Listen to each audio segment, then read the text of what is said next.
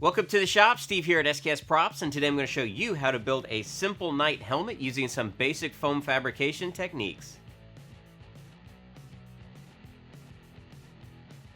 So here's the prototype helmet that I had done as a proof of concept. Now the templates for this were originally all freehand drawn onto Bristol board. That was then transferred to my HD foam. Those pieces were then cut out and loosely assembled. Now luckily for you guys, I have made all these templates fully available to download, so you guys can print them out and assemble this helmet right along with the video. Now to fabricate our helmet and keep it light yet somewhat rigid, I'm going to recommend a roll of 6mm HD foam for the main structure and a roll of 2mm HD foam for all the details. After you've downloaded and printed out your helmet template, you can then transfer that directly to the HD foam. One thing to note when cutting the material, make sure to keep your knife completely straight, press all the way down through the material into the self-healing mat, and pull in one continuous straight line. Next, transfer the two templates to the 6mm foam that say Knight Helmet Back and Knight Helmet Front Top. Always try to be efficient when using your foam. Here I'm laying out my templates on some scrap to have the least amount of waste possible.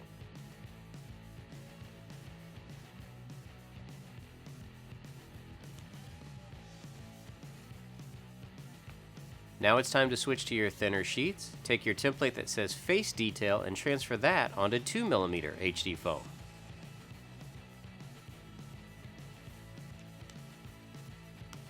And lastly, we need one strip of 2mm foam that is 1 1/4 inches by 28 inches. All of our templates have been cut out and we can start to assemble our knight helmet. Now to do this, I'm going to be using some basic super glue, but you of course could use hot glue or contact cement in its place. The first thing you're going to do is grab the two pieces that say Knight Helmet Front Faceplate and Knight Helmet Back.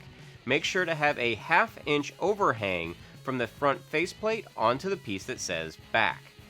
After just a few seconds, those pieces have been joined together. Repeat for the opposite side.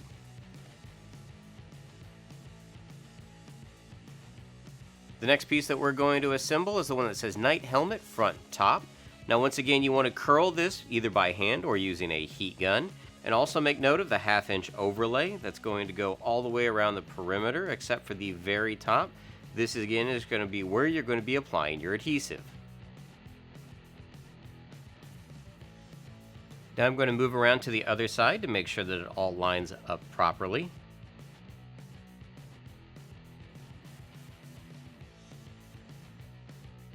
The front piece is still detached at this point. I would recommend to go in and start in the middle and work your way around.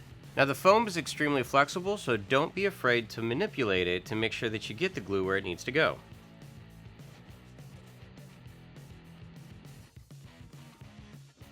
The top of the helmet is a little difficult to assemble. If you notice, the back part of it is almost a perfect half circle where the front goes up at an angle. My recommendation would be actually to start on one of the sides and then move your way around the back profile of the helmet.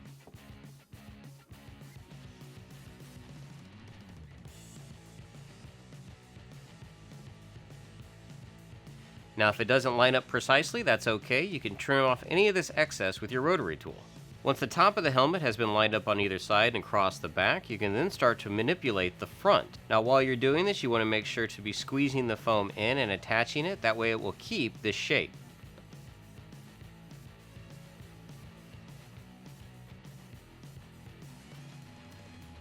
Next up, we've got our pieces that are going to say Face Detail 2mm. Now I like to line these up and mark them where they're going to go before I add any of my adhesive. And to keep my helmet from rolling around, I'm going to put a little weight on the inside. Now when I have two pieces that are identical, I usually like to mark the back of each of them with an X so I'm not placing adhesive on the wrong side. Because I want my eye details to be spaced out evenly here, I'm going to start my glue on this side and move my way across. As you can see on the end, I already have the corner for where it's going to end up.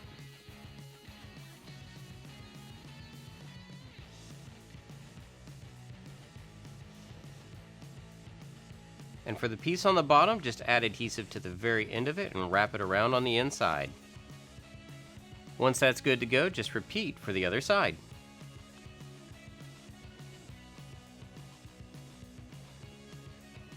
Now once I get to this point, I am trying to make sure that my eye details are evenly spaced on the left and right side.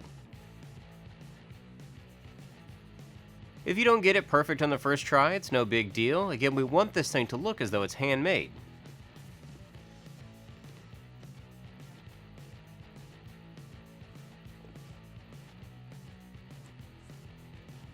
Next up, we have our band that's going to go around the top, and that's going to hide this seam.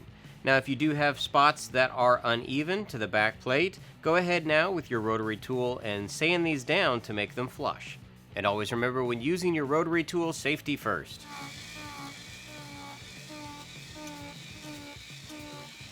Once the transition from the top to the back is nice and smooth, we can start banding.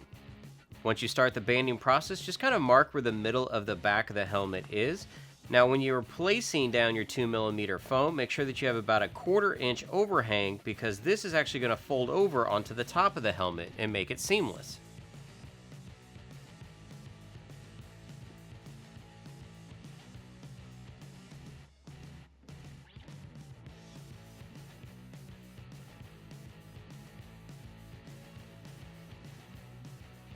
And when you get to the very end, leave a little bit of the overhang, but trim off the excess.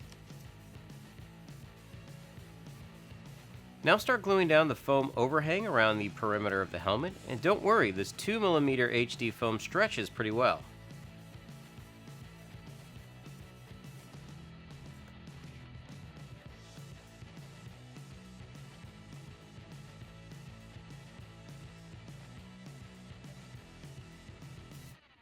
Our last template to add is the one that says Face Detail 6mm.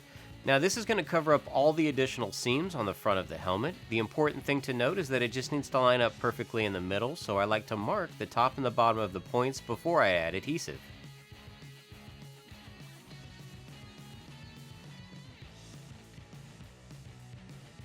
After all of our template pieces have been assembled, we have our completed helmet. Almost. We have one more foam fabrication detail we're going to do to send it over the top, and that is to create our rivets. Now, rivets can be made a couple of different ways. If you have a leather punch, you could easily punch through some 2mm foam to create the rivets. If you don't have a leather punch, you could get a brass tube and sand it down to create your own custom punch, or you could always use googly eyes. Now, because of the curve of the helmet, I found the easiest way to measure this out was to use a cloth ruler. I would lightly mark where the rivets would need to go with a pencil, and then using tweezers, I would super glue those into place.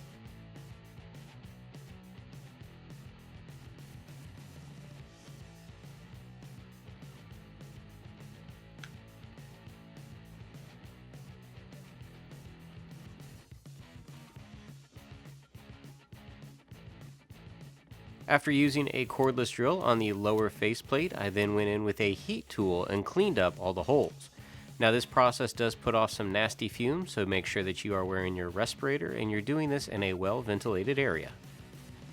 Last fabrication step on this helmet, go ahead and grab your rotary tool with stone bit and clean up all the edges. Now this is also going to be the perfect time to go ahead and give this guy some battle damage. Now, if you're doing battle damage, really plan it out where the damage would be and why it would be there. You want to tell a story.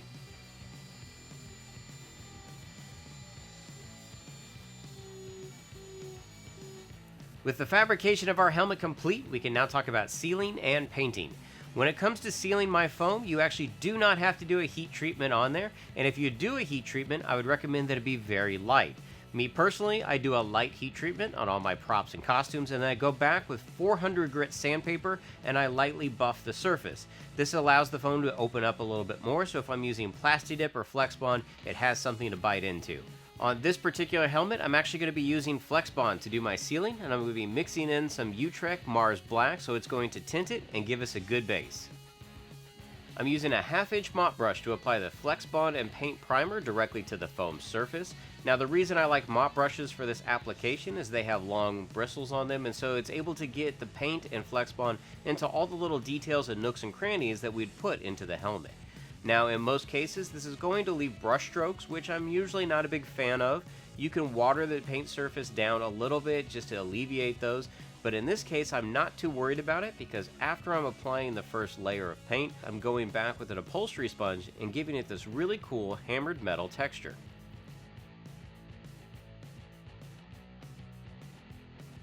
After our Flex Bond and paint mixture has fully cured, it is time to prime our piece. Now, for most of the priming that I do on my props and costumes, I usually use the Krylon Ultra Flat Black Primer. Now, this stuff works really well, but the big thing to note is you do not want to put it on thick. When you're using any type of paint or primer on a foam prop, you want to put it on in a very thin and continuous stream. This will prevent the paint from pooling and running. After our primer has dried, it is time to move on to our base color paint, and for this particular prop, I'm using the Rust-Oleum Universal Series Antique Pewter. Now, this is a hammered metal paint, but we're not going to put it on thick enough for it to do that chemical reaction. Again, like our primer, we're going to do this thin. This is just a base layer. We're going to be hand painting all of our details on top. Our helmet has been primed and painted with a base coat, and honestly, it's looking pretty good. If you wanted to, you could actually stop right here.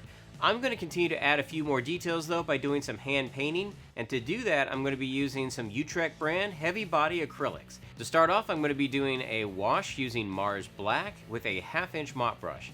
Now, the trick to this is to add enough water to really displace the pigment all over the piece. You don't want it too thick because we're not trying to cover up the silver paint that we have as a base layer. If it does start to build up a little too thick on you in certain spots, go in with a slightly damp paper towel and just remove the excess paint. And most times I usually use a hairdryer to speed up the dry time on this layer. On my second pass of the Mars Black, I'm using less water and more pigment. I'm also making sure that my filbert brush is fully loaded so that when I place it into the recesses of the helmet, I can then feather it out.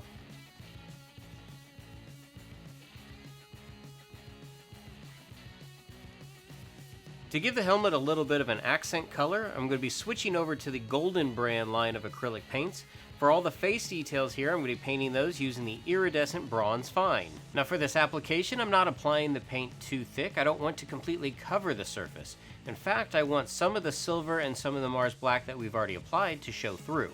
So I'm selectively placing the paint in specific areas.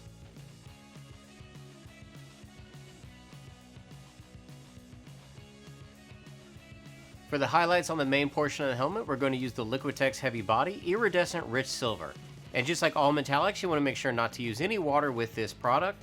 And I'm using a 1/2 inch mop brush to apply it so we minimize our brush strokes.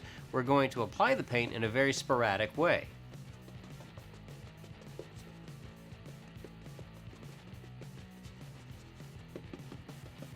Now that I have my bronze base down, I'm going to go around each one of the rivets with a little bit more of the Mars Black just to darken them up before we add our final highlight using Iridescent Rich Silver from Liquitex.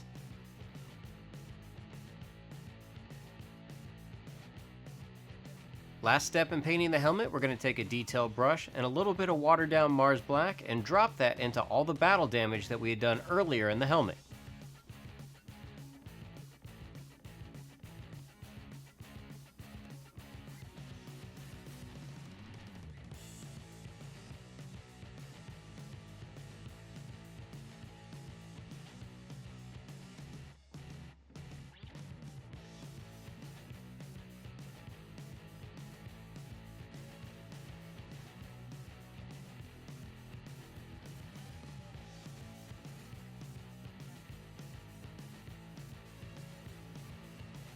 So you guys can see what it takes to put together a simple knight helmet using some basic patterning and foam fabrication techniques. Now hopefully you guys like this video and learned something from it. If you're interested in more of my tutorials, feel free to head on over to sksprops.com because I have tons of build threads on there, including almost every costume and prop I've ever made.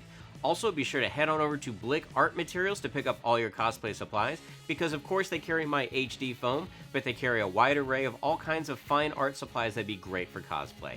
Until next time, thanks for stopping by.